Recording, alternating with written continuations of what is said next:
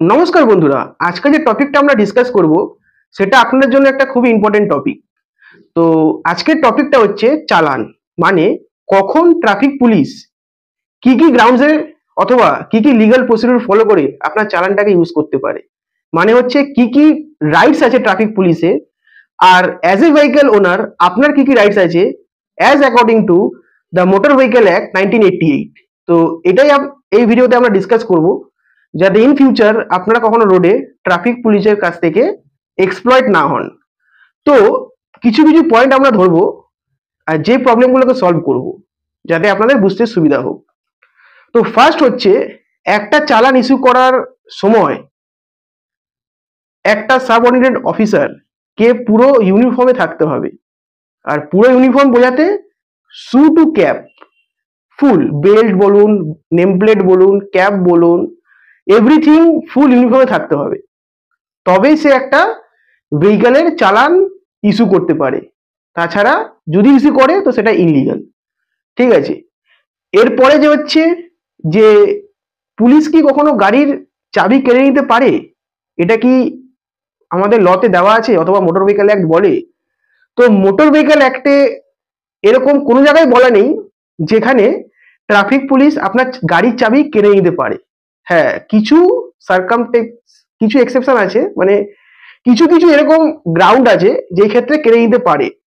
আপনি কোনো criminal trafficking করছে সেই ক্ষেত্রে, এরকম ক্রিমিনাল কোনো অফেন্স করে পালাচ্ছেন, পুলিশের ডাউট হলো সেই ক্ষেত্রে। ডাউট মানে এবার ক্যালকাটা হাইকোর্ট বলে দিয়েছে যে সন্দেহের বিনিময়ে কাউকে হ্যারেস করা যাবে না।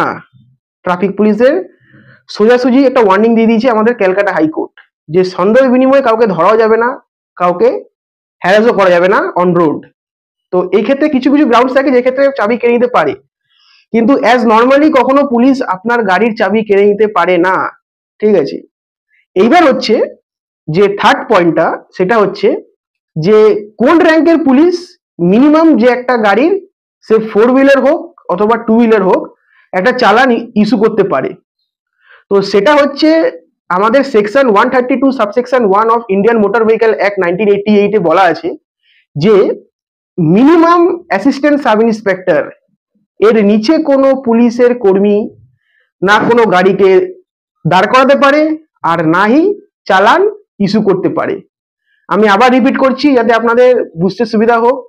Section 132 subsection 1 of Indian motor vehicle act 1988 এ পরিষ্কার বলা আছে যে মিনিমাম অ্যাসিস্ট্যান্ট সাব ইন্সপেক্টরের নিচে কোনো পুলিশের কর্মী না গাড়িকে দাঁড় করাতে পারবে অথবা ভেহিকলকে দাঁড় করাতে পারবে, নাই সেই ভেহিকলের চালান ইস্যু করতে পারবে যদি সে কোনো ট্রাফিক রুলস অ্যান্ড রেগুলেশনকে কন্ট্রাভেট করে অথবা ভঙ্গ করে। ঠিক আছে।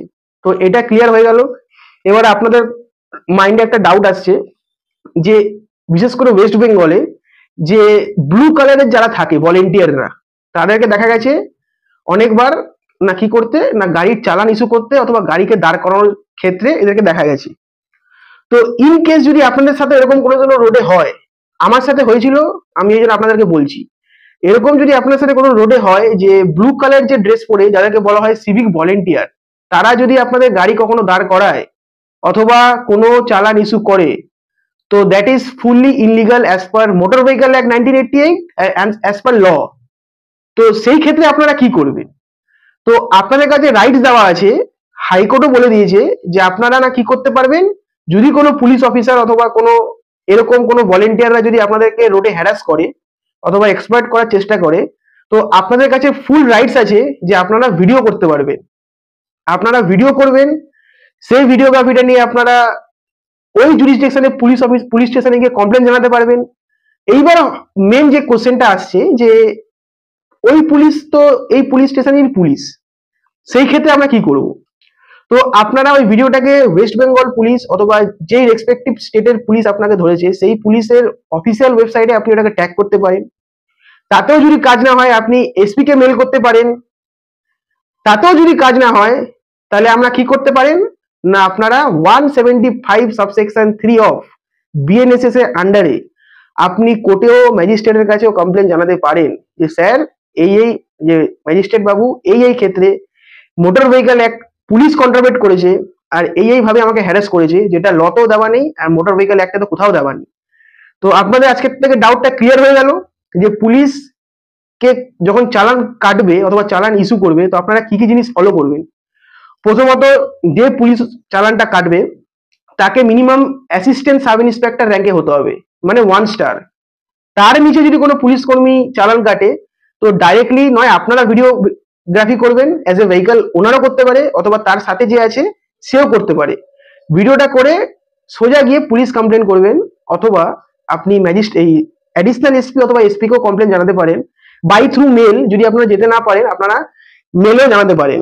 এটা এখন সুপ্রিম কোর্টের গাইডেন্স আছে যে থানায় গিয়ে কমপ্লেন জানাতে হবে, that is not a matter, আপনি বাই থ্রু মেলও জানাতে পারেন। সেকেন্ড যেটা হচ্ছে, তাহলে কি বললাম, তাহলে মিনিমাম অ্যাসিস্ট্যান্ট সাব ইন্সপেক্টর নিচে যারা পুলিশ কর্মী আছে তারা কখনোই একটা চালান ইস্যু করতে পারে না, আর কোনো ভেহিকলকে দাঁড় করাতেও তাদের কাছে কোনো রাইটস নেই। হ্যাঁ, এবার যদি ইনস্ট্রাকশন দেয় সাব ইন্সপেক্টর, সেই ক্ষেত্রে দাঁড় করাতে পারে, তবু সে পুলিশ কনস্টেবল হতে হবে, সিভিক ভলেন্টিয়ার নয়। তো এটা আপনারা ক্লিয়ার। সরি, নেক্সট যে পয়েন্টটা সেটা হচ্ছে ফুল ইউনিফর্মে থাকতে হবে যে চালানটা ইস্যু করবে। সরি বন্ধুরা, ফুল ইউনিফর্মে থাকতে হবে যে চালানটা ইস্যু করবে। থার্ড যেটা হচ্ছে, ইউনিফর্ম থাকা মানে শু টু ক্যাপ, না থাকলে ভিডিও করবেন। এটাও মোটর ভেহিকল অ্যাক্টের সেকশন 132 সাবসেকশন 1 এর ভাইলেশন, ঠিক আছে। আর থার্ড পয়েন্টটা কি বললাম, যেটা সিভিক ভলেন্টিয়ার যেই র্যাঙ্কগুলো আছে তারা কোনোদিনও না কোনো গাড়িকে আটকাতে পারবে, দাঁড় করাতে পারবে না, চালান ইস্যু করতে পারবে। ওদের শুধু কাজ ট্রাফিককে কন্ট্রোল করা। হাইকোর্ট, ক্যালকাটা হাইকোর্টের ডাইরেক্ট ইনস্ট্রাকশন আছে যে সিভিক ভলেন্টিয়ারকে কোনো লফুল ওয়ার্কে কাজে লাগানো যাবে না। এটা ক্লিয়ার ইনস্ট্রাকশন দেওয়া আছে, না কার তরফ থেকে, না ক্যালকাটা হাইকোর্টের তরফ থেকে। তাহলে এরপর থেকে যদি আপনাদের রোডে কোনো হ্যারাসমেন্ট হয়, এই যে পয়েন্টগুলো বললাম সেগুলো মাথায় রেখে তাহলে আপনারা কি করতে পারবেন সেটাও বলে দিয়েছি। এসপি কে মেল করবেন, ভিডিওগ্রাফিটা করবেন, আর ভিডিওগ্রাফি যদি করতে বাধা দেয় সেটা তো অফেন্স। আর বাধা দেওয়াটা যদি আপনার ফিজিক্যাল অ্যাসল্ট হয় তাহলে তো ওই পুলিশ অফিসার অথবা ওই পুলিশ কনস্টেবলের বিরুদ্ধে এফআইআর রেজিস্টার করতে পারবেন আপনারা, ঠিক আছে। তো ভয় পাবেন না, ভিডিওগ্রাফিটা করবেন, করে এসপি অথবা অ্যাডিশনাল এসপি অথবা থানায় কমপ্লেন জানাবেন। যদি ফিজিক্যালি না যেতে পারেন তাহলে আপনারা মেল করবেন। এটাও সুপ্রিম কোর্টের গাইডেন্সে আছে যে ফিজিক্যালি গিয়ে এফআইআর করতে হবে অথবা কমপ্লেন জানাতে হবে, সেটা কোনো ম্যান্ডেটরি না, আপনারা বাই থ্রু মেলও করতে পারেন। নেক্সট যেটা হচ্ছে সেটা হচ্ছে, যদি অ্যাডিশনাল এসপির কাছে কমপ্লেন জানিয়েও কোনো কাজ না হচ্ছে তাহলে আপনি কোর্টে কমপ্লেন জানাতে পারেন ডাইরেক্ট ম্যাজিস্ট্রেটের কাছে, সেকশন 175 সাবসেকশন 3 আন্ডারে। তো আজকের ভিডিওটা এখানেই শেষ করছি।